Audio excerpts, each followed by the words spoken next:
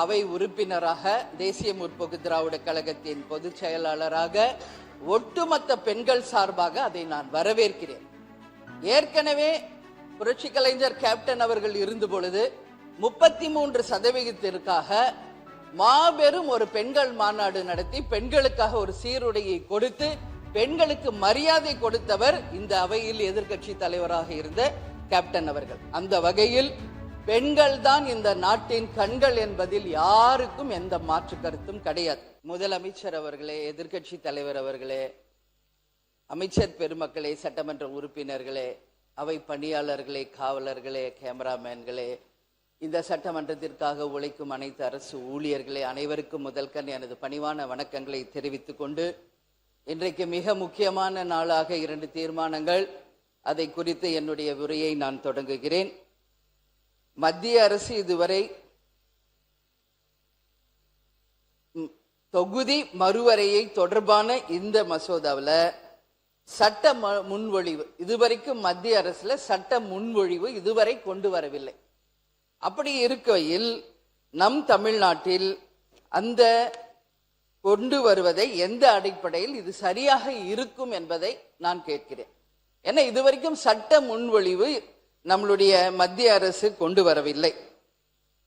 மக்கள் தொகை அடிப்படையிலே தான் இந்த தொகுதி மறுவரை செயல்படுகிறது என்று நாம் நினைத்தால், இன்றைக்கு தமிழகத்தை விட பல்வேறு மாநிலங்களில மக்கள் தொகை அதிகமாக இருக்கிறது. அந்த மக்கள் தொகை அதிகமாக இருக்கிறது என்ற ஒரு காரணத்துக்காக தமிழ்நாட்டில் இருக்கின்ற எம்பிக்களினுடைய எண்ணிக்கை குறைய வாய்ப்பு இருக்கிறது. எனவே மத்திய மாநில அரசுகள் இரண்டும் கலந்து எல்லா மாநிலங்களுக்கும் 50% நாடாளுமன்ற உறுப்பினர்கள் எண்ணிக்கையை கணிசமாக உயரும் வகையில் சமமாக கொண்டு வர வேண்டும். அப்பொழுதுதான் தமிழ்நாட்டிலும் நம்மளுடைய எம்பிக்களுடைய எண்ணிக்கை உயரும் என்பதில் மாற்று கருத்து இல்லை.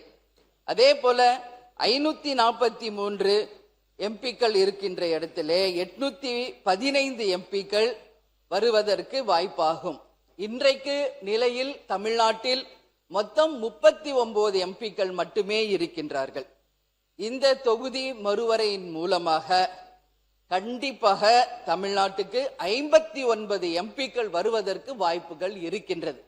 அந்த வகையில் 7.2% நம்மளுடைய விகிதாச்சாரம் குறையாமல் நம் மக்களுடைய பிரச்சனையை நாடாளுமன்றத்தில் பேசுவதற்காக உறுதியாக நம் எம்பிக்கள் அங்கு பேச முடியும்.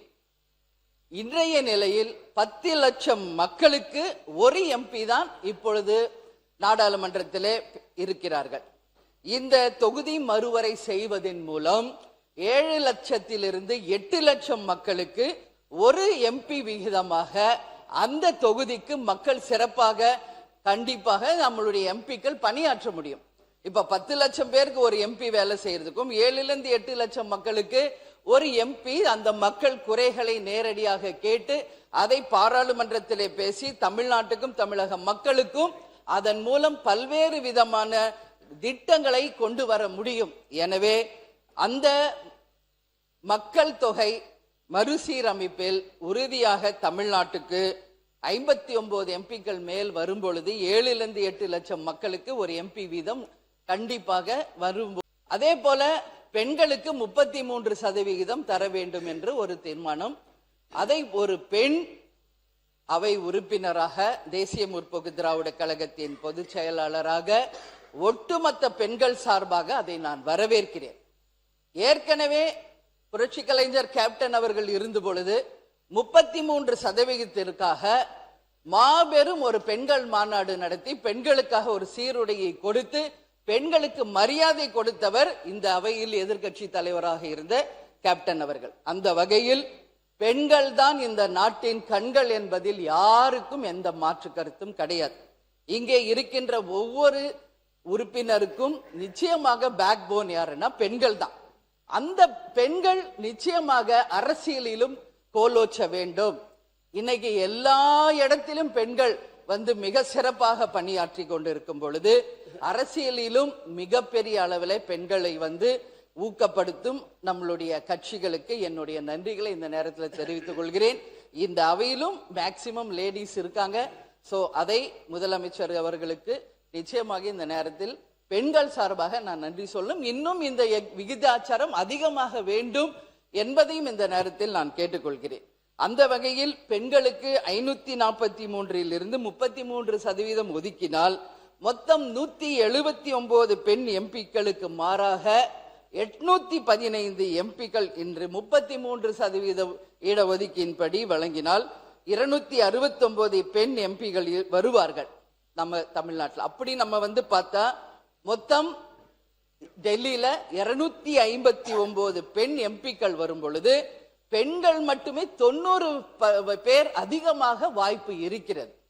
அதனால நிச்சயமாக இந்த 2 தீர்மானங்களிலுமே ஒன்று, மத்திய அரசு சட்ட முன்வடிவு கொண்டு வர வேண்டும். அதற்கு பிறகுதான் தொகுதி மறுசீரமைவை பற்றி நாம் ஆய்வு செய்தால் சிறப்பாக இருக்கும் என்ற என் கருத்தை கூறுகிறேன். பெண்களுக்கு 33% வழங்கி நிச்சயமாக நமது தமிழ்நாட்டில இந்த 39 எம்பிக்களை 59 எம்பிக்களாக உயர்த்தி 7 to 8 லட்சம் மக்களுக்கு ஒரு எம்பி வீதம் டெல்லியிலே சென்று தமிழ்நாட்டிற்காக குரல் கொடுக்கும் பொழுது நிச்சயமாக தமிழ்நாட்டை இன்னும் நாம் மிகப்பெரிய அளவிலே வளர்ச்சி பாதைக்கு கொண்டு செல்ல முடியும். மக்களுக்கும் மத்திய அரசின் மூலம் கிடைக்க வேண்டிய பணிகளும் திட்டங்களையும் கொண்டு வர முடியும். மத்திய அரசின் மூலம் மாநில அரசும் நிச்சயமாக அந்த திட்டங்களை கொண்டு வர முடியும் என்பதில் மாற்று கருத்து இல்லை என்பதை என்னுடைய கருத்தாக கூறி வாய்ப்பு கொடுத்த நமது பேரவைத் தலைவருக்கு நன்றி கூறி அமர்கிறேன். நன்றி, வணக்கம். மாண்புமிகு உறுப்பினர்